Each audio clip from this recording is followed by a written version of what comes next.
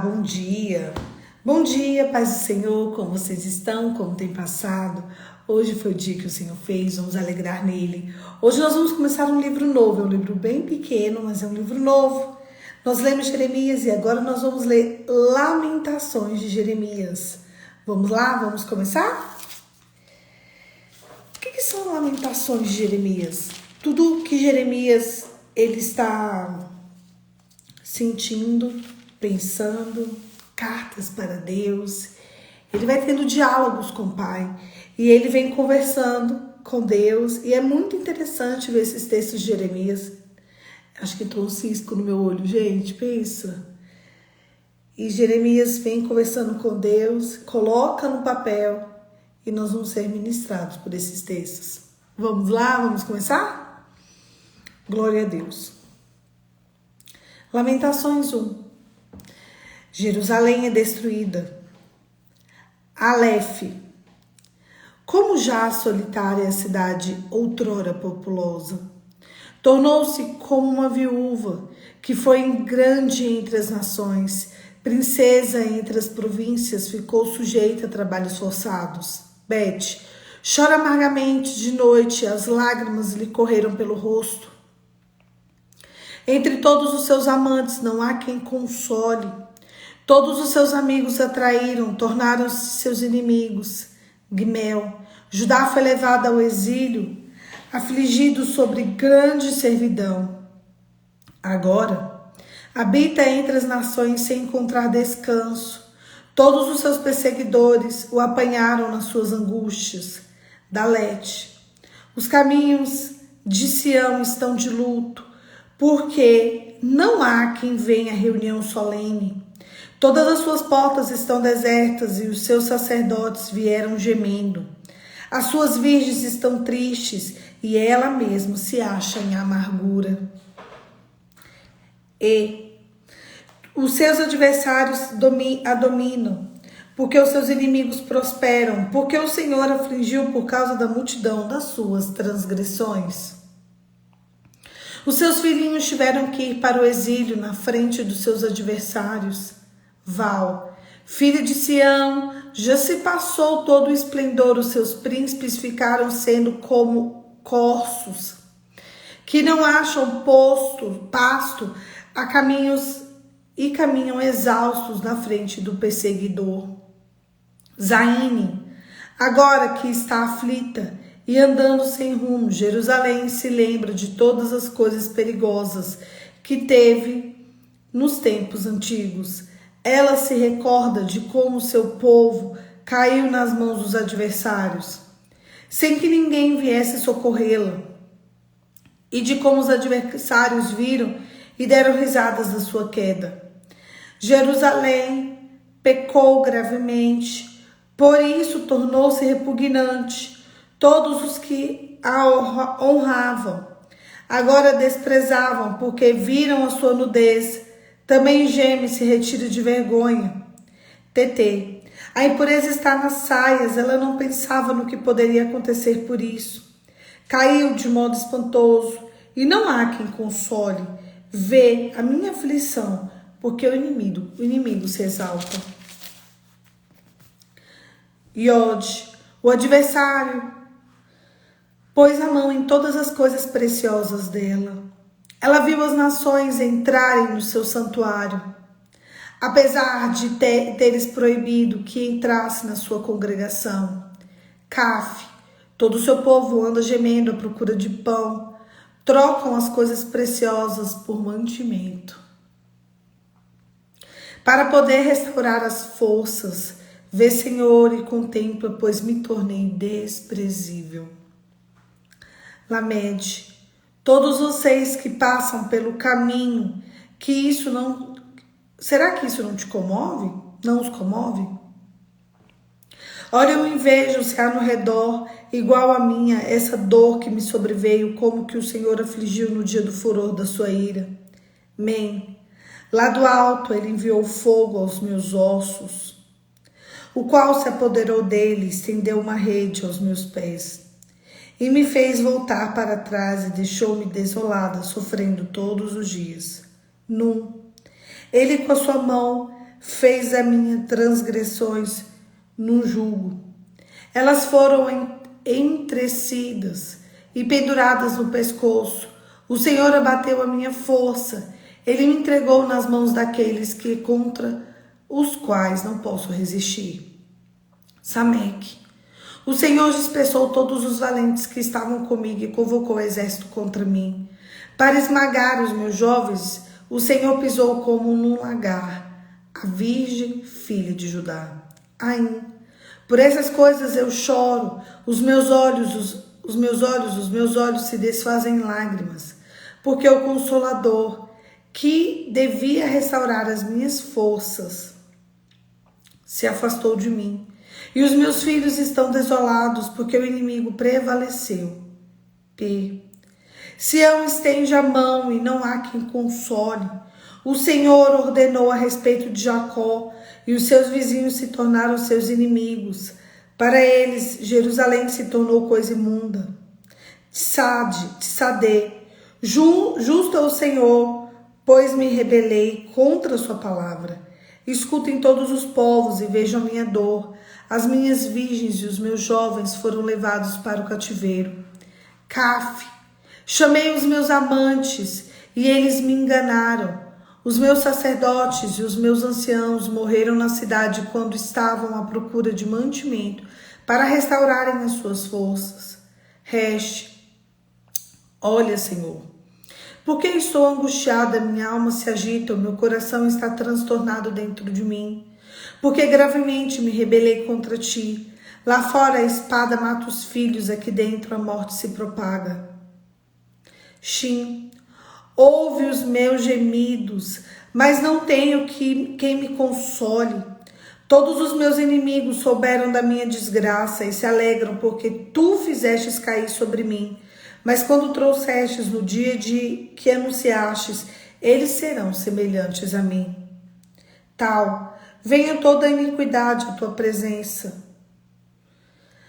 E faze com ele como fizeste comigo por causa de todas as minhas transgressões, porque os meus gemidos são muitos. E o meu coração se desfalece. Sabe, quando eu estava lendo esse texto, no meu coração me veio aquele texto. Existem pecados ocultos que eu preciso orar para que eles sejam revelados. Tantas consequências, tantas coisas que nos tiram do lugar da provisão de Deus, do lugar da abundância, do lugar do carinho do Pai. Engraçado, né? Tantas coisas que nos tornam como cegos guiando cegos, ou cegos sendo guiados por cegos. As coisas desse mundo, elas vêm para nos hipnotizar. Elas vêm para nos afastar do Pai, mesmo achando que estamos junto dele. Eu vou dar o maior exemplo para vocês. Adão, Eva, serpente no jardim. Adão e Eva, eles estavam no lugar perfeito. Eles tinham a plena convicção, no fundo da alma deles, de que eles estavam ali, junto de Deus. Quantas pessoas estão sendo enganadas pela serpente? Quantas pessoas estão sendo confundidas? Quantas pessoas precisavam que o Espírito Santo de Deus fosse: ei, vem cá. Vem, senta aí. Sabe quando você chama um menino e fala: vem cá, menino, vem cá, senta aqui que eu quero falar com você. E o menino fica ali reativo, ele fica nervoso, muitas vezes ele vira o rostinho assim, ele não quer ouvir. Esses somos eu e você, diante do Pai. Vem cá. Mas existe quando você deseja saber: por que tem isso que eu não consigo resolver? Olha, vem cá, tem essa caixa. Essa caixa eu não consigo abrir. Essa caixa, eu não tenho conseguido entender o que tem nessa caixa. É como quando a gente chega no pai, fala: eu não consigo abrir, papai. Abre para mim. E o pai vai lá, senta e fala: isso aqui você errou assim. E é por isso que você não conseguiu abrir a caixa. Eu e você precisamos ser como um menino. conta com o Pai para solucionar demandas. Eu queria que nessa manhã eu e você refletíssemos sobre as nossas circunstâncias, sobre coisas que a gente não entende, sobre ciclos repetidos que a gente não percebe, mas a gente tem vivido muitos ciclos. Tá, eu sei que eu vivo ciclos, mas eu não sei como sair de ciclos, entende? Eu sei que eu vivo coisas completamente desagradáveis, mas eu não faço ideia nem de como eu entrei, nem de como eu vou sair. É com você que eu quero falar nessa manhã. Existe resposta para você no coração do Pai. A tua resposta não está em bocas humanas. A tua resposta está no colo de Deus. Conte com a presença do teu Pai. Peça para Ele te revelar o oculto e o escondido que você ainda nem sabe. Clame ao Pai para que o Espírito da verdade te alcance. Clame ao Deus que você serve para que Ele te convença do pecado, da justiça e do juízo. Chame o Consolador, chame o Exortador. Só tem como o ser humano mudar de duas formas. Primeiro, sobre um forte impacto emocional, né? Eu tenho um forte impacto emocional e aí eu aprendo. E depois, só tem como a gente aprender por observação. Só que tem muita gente vendo observação e não aprendendo. Eu e você, muitas vezes, a gente não está aprendendo, a gente não está entendendo. Então, muitas vezes a gente precisa passar um forte impacto emocional. E às vezes esse forte impacto emocional vai doer. Só que quando você vai para a tenda do encontro e você conversa com Deus, Senhor, me revela a verdade, a justiça e o juízo. Ele vai te chamar na cadeira e vai falar assim, filho, vem cá. E aí você vai ter palavras de orientação. Você vai aprender por observação na palavra. Você vai aprender que existe um Deus que supre, um Deus que responde, um Deus que restaura, um Deus que muda estrutura, um Deus que te resgata, um Deus que te tira do império das trevas e te leva para o reino do Filho do teu amor. Um Deus que é capaz de convencer você acerca do pecado, da justiça e do juízo. Os seus resultados falam a verdade. Os seus resultados têm te alegrado? Tem. Então, tudo bem. Os seus resultados não têm te alegrado, Poli? Não. Então você precisa que o exortador te chame na sala de estar e te convença do pecado, da justiça e do juízo. O meu clamor nessa manhã é para que a presença do Espírito Santo seja clara na sua vida. É para que ele te convença e te dê uma orientação do que você deve fazer. É para que quando você se deparar com situações, o seu comportamento seja completamente diferente. É para que você caia em profundo arrependimento e desse profundo arrependimento, para que você de fato entenda o caminho pelo qual você deve seguir. E só tem como a gente mudar a estrutura através do sangue de Jesus. Não tem como mudar a estrutura de outro jeito.